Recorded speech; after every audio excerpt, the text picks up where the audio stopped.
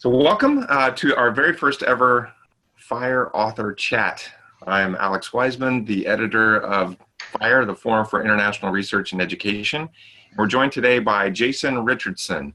Jayson is a founding member of our editorial board and also a guest editor for a special issue and an author of an article in that special issue. So thank you for being with us today, Jayson.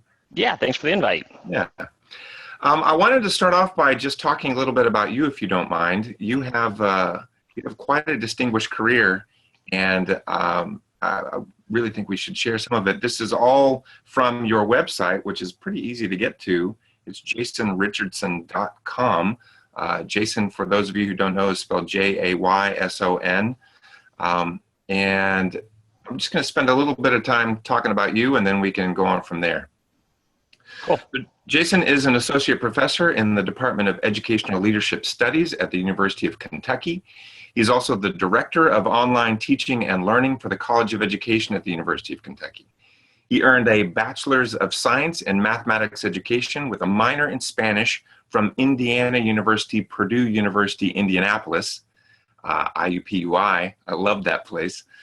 After teaching mathematics on the Navajo Reservation in Arizona, and in inner city Indianapolis, he attended Indiana University Bloomington and earned a Master's of Science degree in Curriculum and Instruction with a focus on international and intercultural education. After living in London for a few years, which sounds like a whole other conversation we could have, Jayson, and extensive global travel, Jayson earned a PhD in Educational Policy and Administration with a focus on comparative and international education development from the University of Minnesota, Twin Cities. So Jayson, you currently teach educational leadership, emerging technologies, and technology leadership at the graduate level. Is it only at the graduate level? Yeah, well, I just created in collaboration with the College of Agriculture, an undergraduate in leadership studies. So in the past 2 years, I've started teaching also at the undergraduate level, but our department is primarily graduate. That is really interesting. And you focus a lot on digital technologies around the world in your research and teaching, which is something that I think is really relevant to why we're talking today, and certainly seems to have shaped your whole career. You're the co-chair of the Comparative and International Education Society's Information and Communication Technologies Special Interest Group, ICT4D SIG, which is relevant to our discussion today as well, and we'll come back to that. You have written or co-authored articles in many different journals, including the Comparative Education Review, Educational Administration Quarterly, International Journal of Education and Development Using ICT, Information Technology for International Development, Journal of International Development, Journal of School Leadership, Review of Policy Research, and the Teacher Educator. I'm going to guess there are probably a few more on there at this point as well. There are, yes. I like publishing. Yeah, publishing's good. It's kind of the name of the game for us, isn't it? It is, yeah. And if you enjoy it, it's even better, right? That's right. So you've got some main areas of focus for your research, teaching, and service that sort of link the whole global, cultural, and technology areas, including school technology leadership, which we'll talk about with Castle in a second, leadership in international contexts. We've already talked about ICT4D, Information and Communication Technology for Development, International Development, and Comparative Education. So you're the director of the Center for the Advanced Study in Technology Leadership, or CASTLE, at the University of Kentucky. And honestly, I think this is really interesting. I don't know of any other, well, you say it's the nation's only center dedicated to the technology needs of school administrators. Can you just talk a little bit about how that came about? Yeah, it started off in Minnesota. I was a graduate assistant under Scott McLeod, and he started getting a real he started off with a passion for data-driven decision-making, and that started transforming into this idea that school leaders just don't get tech. So they just don't understand it. It's not necessarily about being users of tech, but they don't understand about the systems behind it, or even what's needed for teachers to be effective with technology. So as part of UCEA, the University Council for Educational Administration, he started a center called CASTLE, So that center's been around a different couple universities. It started off at Minnesota, where I was a graduate assistant. Then it moved to Iowa when Scott moved up there. Then John Nash joined us with some design thinking. Mm-hmm. And I was asked to join when I came into Kentucky, and we co-hosted it for a while. And now we brought it down to Kentucky as a full-fledged host of at this university. So we still work on leaders and how leaders think about technology and how they use technology to improve their job and to improve the system. Yeah. But what we've seen over the years is that it's a shift away from the technology to the learning. So how do we focus on learning and we use technology to support that learning? Where before I think it was about the tools and infusing digital tech throughout the school, but now it's more about what do you do with it? Right. Kind of an important point. Yeah. Yes, and then why do you adopt it? So, there's a lot of pushback that tech for tech's sake, and I'm one of those that push back on school leaders that say we want to go one-to-one without asking why. Yeah, well, I think we all have those horror stories of schools that have adopted technology of some sort without any planning really or forethought. It's the tech for tech's sake, as you just said, and it ends up being a crash and burn scenario. So yeah, and they don't let the technology be part of the reform. Like the technology is the reform, and they put everything else around that versus saying, do you want kids to be more engaged? Okay, is technology the best way to do that? Maybe there's other ways to engage students or to give them student voice. So it just flips it around, and I think that's where the discussion is right now, and that's where Castle is. Well, I think that's also where the special issue that you did for FIRE sort of goes. You did a special issue last year along with Gregory Sales titled Redefining Technology in Development Work, a Need for Learning Outcomes in ICT Projects. And you talk a lot in your editor's introduction and in the article that you wrote that's part of that special issue as well, about that importance of focusing on learning and teaching rather than just the technology. So it kind of seems obvious to me from the background that we've just been talking about and sort of these beginning points how you're interested in ICT for development and how you're thinking about this. But maybe you could tell us a little bit more before we get into all that about how your co-guest editorship with Gregory Sales came about, or Greg Sales came about. So the SIG, which is part of the Comparative International Education Society, we call ourselves the ICT for DSIG, as you mentioned. We've been around for a while, and a lot of times in our sessions, we see a lot of focus on the technology as far as rolling out an iPad initiative or an iPod initiative in this context, and what happens. We see a use of radio to deliver lessons, or we see software, and we like those presentations and we think that they're valuable, but we started seeing a lack of focus on the learning. So in the past few years, we've been really focusing on, so how are these technology used to propel teaching and learning? How are they improving the processes and doing our jobs better? And we have started seeing a shift in the presentations that way. So a few years ago, we met during our SIGS share meeting, or our SIGS board meeting, and started talking about how do we get the SIG to shift to this idea of better teaching and better systems with tech. So that's where we came up with the idea of the special issue. And being part of the advisory committee, it just seemed, advisory board for FIRE, it just seemed to all come back together. Yeah. So that's great. Very interesting. Greg and I were the founding chairs of this SIG years ago. I actually worked for Greg at Seward International in Minneapolis. I did that for a year, running a couple of different projects up there. And Greg and I just remained in contact ever since then. And that's where the impetus was. That's how it comes about. Yeah. Yes. That's fascinating. Well, one of the things, let's just get back briefly to this idea of teaching and learning as the focus. I mean, you point out pretty strongly in the special issue that it's kind of rare for teaching and learning to be the focus of international development projects. And one of the things that I think that the FIRE readers and anybody listening to our conversation would be interested in is really trying to understand, why is it so rare to focus on teaching and learning when there is so much discussion and so much in policy about how education benefits social or political or economic development? Why is that still at issue? Well, I think when we look at technology and we look at large-scale projects, it's easier to count machines. It's easier to count training. It's easier to count how many kids are using the computer. but it's much harder to say, are they having a more of a student voice? Is this changing the culture? Yeah. Is this improving the entire system? Those things are harder to monitor and measure. I think so we're going for the low-hanging fruit. So I think more recently we have started focusing on the so what. We moved away from the numbers. Right. So I think that's where we are, and I think it's where we are within international development. They're looking into how do we measure these things for this big investment that we're putting into this. Right. So does that mean then the technology itself really isn't as important as the sort of more fundamentals, back to basics, let's just get in there and teach them approach? That's the shift that I'm seeing, and it's like, and it's the matter of how does technology help us do that better?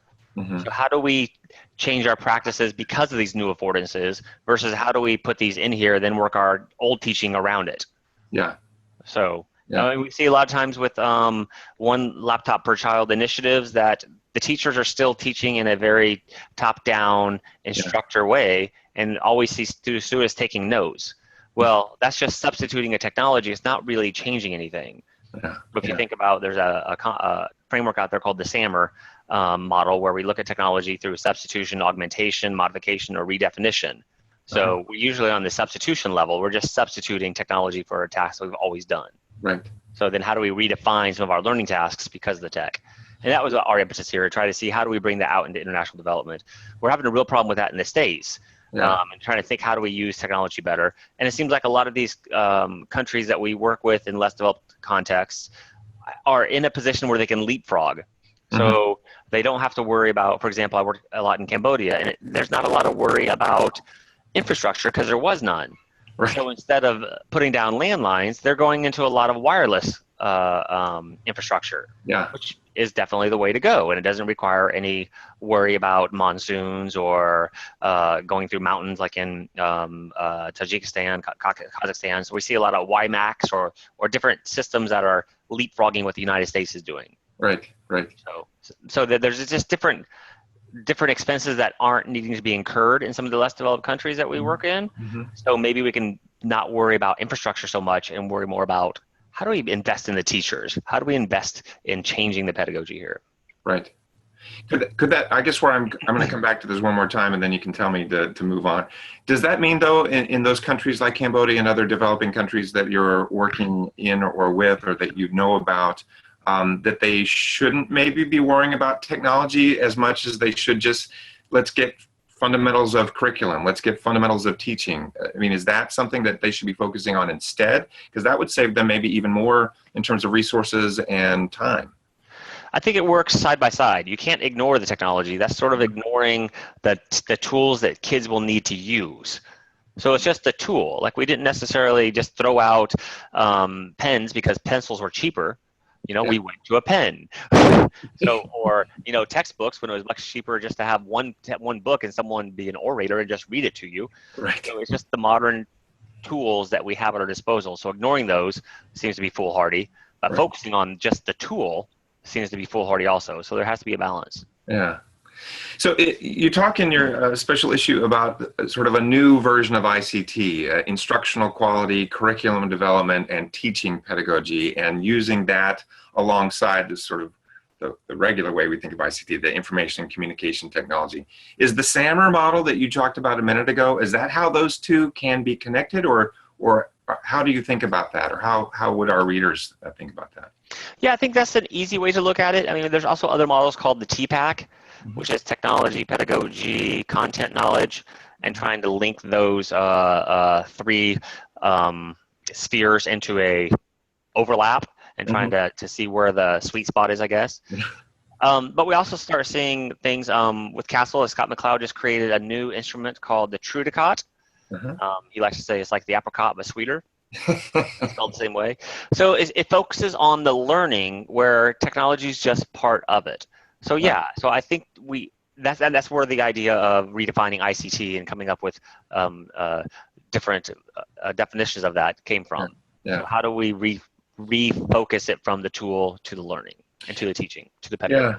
So one of our fire readers submitted a question that was kind of along those lines, and I think you might have answered it, but let me just ask again, just in case. So does this focus on the instructional quality, curriculum development, teaching pedagogy versus the technology part?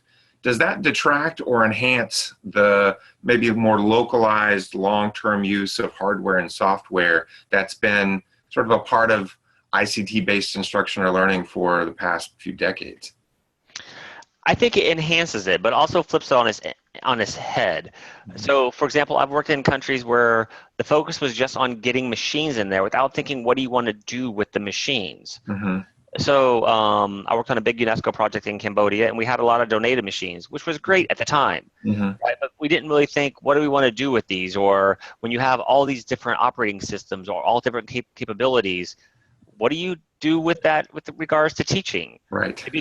So the hardware drives everything there. Instead of actually, so there it was all focused on, okay, we have this hardware, here's the limitation of the hardware, so this is what we can do. Yeah. Versus saying, this is what we really want to do, now how do we get the hardware in to do that? And if not, we still focus on the teaching and learning if you can't get the technology in there. Right. So I don't think that it detracts from it. I think that it drives the hardware that we choose. Okay. That's interesting. So how do you help, or how can we as people who work in education and development think about helping local stakeholders make those kinds of decisions? Because they often are pressured to count things and say, you know, we have 50% of our schools that have whiteboards or wireless or whatever, without really thinking about or preparing for how they use it. How do you recommend, or have you worked with those stakeholders to make the smarter decisions about thinking about actual instruction and learning? We backwards map to the outcomes and say, what are those things that you really care about? What do you want to see that changes? Yeah. And then I've done different things. We can do like a 9-step process to look at change. How do you measure that change? How do you know when it's actually occurring? Who's going to be measuring those changes? Yeah. What's going to happen? Yeah. We can also do some empathy building as far as, like, if we get to those outcomes, what do you see? What do you feel? What's it going to taste like? You know, get at some of those subjective measures of those outcomes, and then go backwards. Right. Or else we're being driven by the technology at hand. Right. Instead of the changes that we really want to see. That's fascinating. Well, let's talk. I appreciate you really delving into that. It's very interesting, and I think at the end of this, we'll try to put up some. We won't try. We will put up some links to things that you've written about this, so that people, if they're interested in learning more about this from you, they can follow those links, and then they can actually download information and read it. But for the moment, let's take maybe a closer look at the actual issue, and something that I wanted to share with our readers and anyone participating in this conversation is the readership map. I think we talked about that earlier. Let me see if I can make this come up. Yeah, so hopefully everyone can see this. This is a map that shows the different places around the world where the special issue that Jayson and Greg co-edited last year have been downloaded. These are full text downloads, which usually means that somebody's reading it, and it means it's downloaded to their computer for a more sustained reading experience. You had a really, really broad impact, and I have to say that as editor of FIRE, I look at these maps for each of our issues and also for our individual articles in each of our issues. And yours has some of the broadest appeal that really any of our issues have had, which makes me really happy for many different reasons.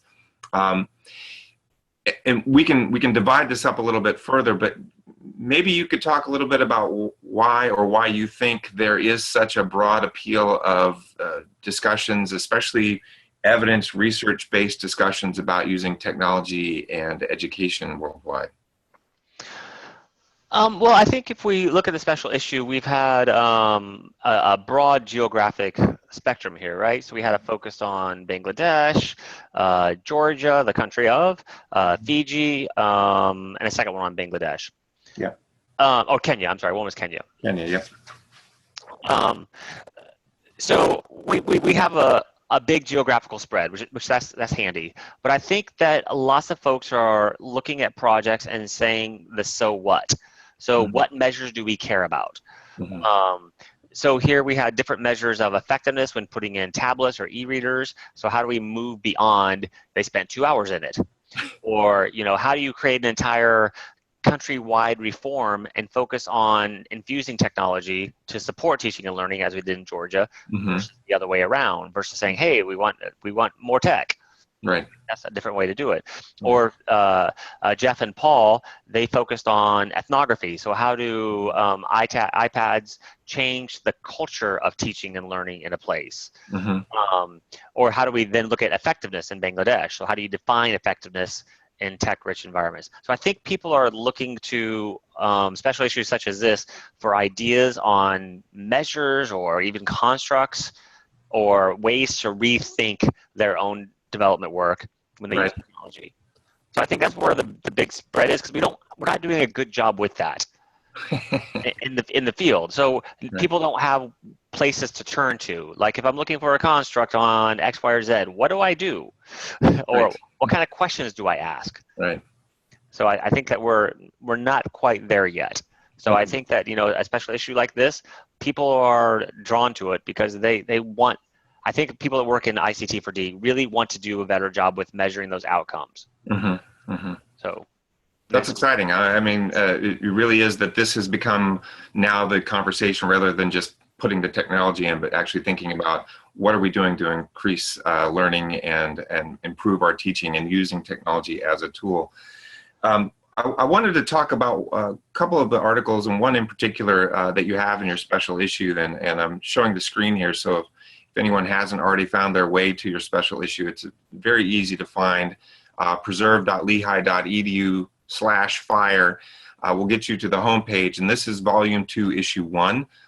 You can link to any of the, in fact, we'll just link to your article down here, any of the articles very easily, and it comes up, and then you can read the abstract and then download here.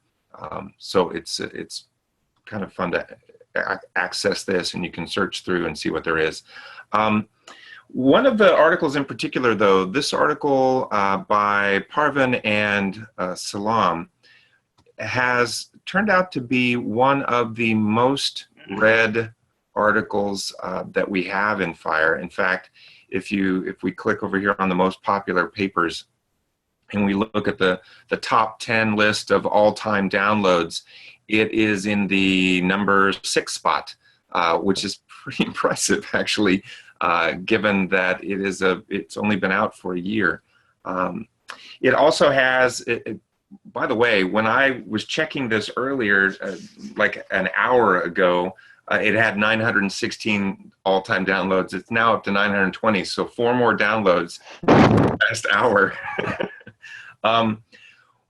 So given all that we've talked about so far, Jayson, I know you put together a whole package in the special issue, and each of the articles are fascinating and contribute in their own right. And I will just say personally that I think that your article with Greg and Sonia, the Planning for Embedding ICTs into Teaching and Learning Through a Large-Scale Secondary Education Reform in the Country of Georgia, that's a mouthful article, is really helpful for thinking through the ICT versus ICT thing that we were talking about earlier.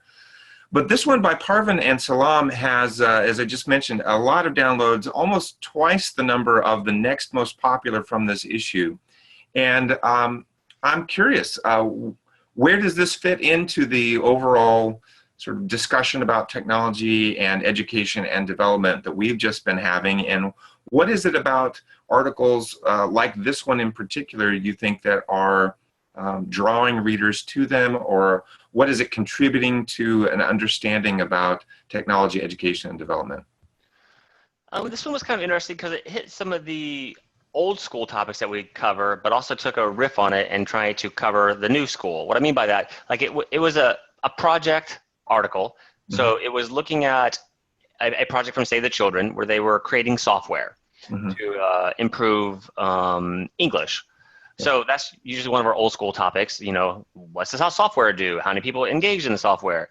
But they took a riff on it they wanted to measure some of those learning outcomes and trying to see what really worked within the software. Mm-hmm. So I think lots of people are creating software on their own. Mm-hmm. I think we're getting to the point where we're starting to beg, borrow, and steal a little bit better. So instead of everyone reinventing the wheel, we're having this new movement of sharing and making it more open and accessible, just like Fire, right? So we see that with software. So people are turning to these kind of articles and saying, okay, Save did this. What components did they have in their software that worked really well? So especially in Bangladesh. So I mean, we can use a lot of the lessons from Bangladesh into a lot of less developed countries. Not that the teaching and learning there is so much different than it would be even in Georgia, right? So I mean, we have to contextualize it. So that's what I liked about this article is that they showed how they contextualized learning. So the graphics are much more dedicated to their audience. But then they also looked at what learning aspects were most used or most beneficial to students. Okay. Right. So, and they did a whole national study here trying to look at those measures that we don't look at, like attention, like are the kids more attentive? So it's not, were they more engaged? Did they have their head down looking at the technology? Did the teacher feel that using this, they were now more attentive in the classroom overall? So that's an important measure, right? So we're looking at time on task or engagement. So they didn't actually call it that, but that's one of the things we look at. Or because of this technology, are they now more inclined to speak English in the classroom? Right? Do they see the pre and post? So they did an entire empirical study here where they, measured what happens at the very beginning, then they implemented the software. What happens now? So we can start making some of those statements that, look, they spoke English more, probably because of access to this tech. So I think people are trying to look, and we included the questions there, right? So I think it's important in studies, especially when we have open access articles like this, to put in those measures. So people are always wanting measures, and they're reinventing, like I said, they're reinventing the wheel. So we're a little bit more open with our work that Fire's been doing, and that this article did. I think people are saying, oh, let's actually create our own survey based on what was done here by Save the Children. That's fantastic. Thank you for helping us understand that a little bit, actually. And I want to encourage everyone to take a look at all the articles in the issue and also look at some of Jayson's other work. I just want a few more questions for you. Really, I'm interested in where you think where is technology and education and development headed? I mean, we've talked about kind of where we are now in this moment. People are shifting away from the tech for tech's sake, thinking more about how do we use it for really teaching and learning and more as a tool, but focusing on the outcomes that they want to see more than just the technology itself. Is there another wave coming? Do you see something different on the horizon, or is it more just making sure that this current wave of thinking about how do we really focus on teaching and learning will take another couple of decades to play out? Well, I think that we have a couple things on the horizon. One is increased accessibility. So what happens when people have more access to a mobile device where I can get learning content here? We're seeing a big shift happening there. So if I don't have to necessarily worry about giving a device, does that really change where I can put the money? So then what we really have to worry about is just access, making sure everyone has access at home. Or where they're choosing to engage in the learning. We're seeing that a lot in the States as far as some folks say students already have devices, so why are we paying for them? So now how do we worry about pushing the content to the devices with which they're using? Same thing in Cambodia. When I worked there a lot, I mean, most of the kids have a smartphone. They may not have access at home, but there is so much access everywhere. So every coffee shop would have one. Every restaurant would have a Wi-Fi point. So you can engage in the content that way. So it becomes also more informal learning and even non-formal. So it's outside of the classroom. So how do we provide those kind of opportunities? And I think that's where some of our shifts are going. And then how to use technology also. I think we're going to see these, instead of large-scale rollouts of let's do this project in this entire country, maybe we're going to have more niche pilot areas. Mm-hmm. So that's what we proposed in Georgia to say, hey, we have the money, so why don't we try a tablet here? Why don't we try computers here to just see what works? Because we don't know what works. Right. So instead of investing oodles, I think we're going to try to see more micro initiatives that are more risky, perhaps.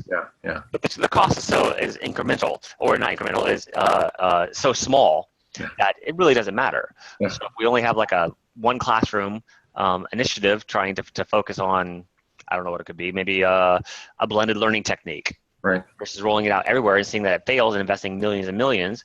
You can learn from it and you can measure it. And maybe we can do a better job of measuring it and trying to plan for those changes versus, hey, let's roll it out and worry about measuring later.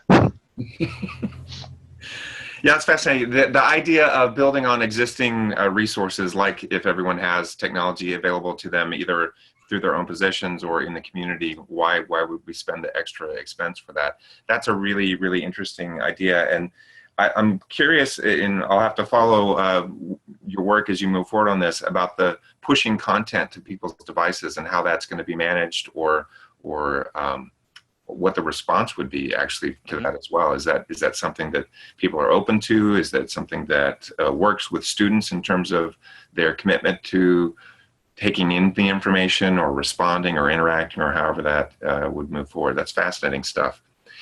Yeah, we don't think about that. A colleague of mine, John Nash, and I, we just did a human rights study in Cambodia on cybercrimes. Yeah. So trying to figure out what people thought about cybercrimes laws, and we pushed out a survey to cell phones. Oh. And our response rate was crazy. I mean, we got, I believe, I'd have to look at my numbers, but well over our 99% confidence interval for the, really? just because people participated just on their cell phone. Wow. And it was just such an easier way to collect all the data. I mean, if we had to go out to village, I mean, we covered like 99% of the entire country as far as geographically. No kidding. That's fascinating. Wow. So rethinking about these things and how we can use technology that people already have. Right. Well, that's wonderful. That's definitely a next wave to keep our eye on. Yes, for sure. So is there anything we've been talking to you now for a long time. Is there anything that you wanted to share with our readers that you haven't had a chance yet, or things about the special issue in particular that you hope they're taking away, or I want to give you the last word. Well, I hope that the readers take a look at special issues like this holistically and try to see what they can take away from it. Mm-hmm. The editorial is always a good place to start, to try to see how the people who put this together, what they were thinking and how they were looking at it holistically.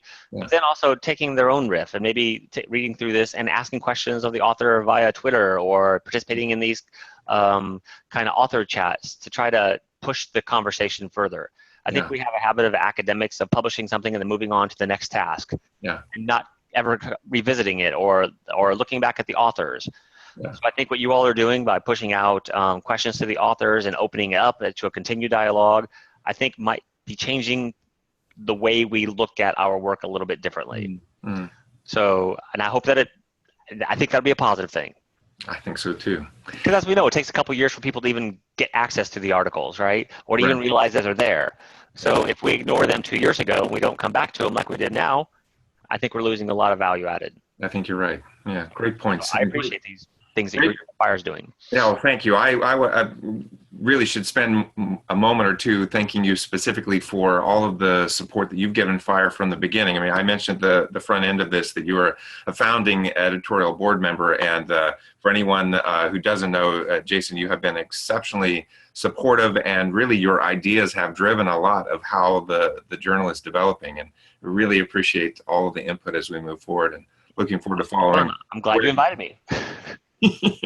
Well, that's one of the benefits of being the editor. You get to ask people that you want to work with to be a part of it. So, for sure. Very happy about that. Well, thank you again. We'll have some information at the end of this that will link back to some of Jayson's work. And if you want to get in touch with him, we'll also be able to put up his website so you can find all the links in there. Thank you, everyone, for watching and listening. Yeah, I appreciate it. Thank you.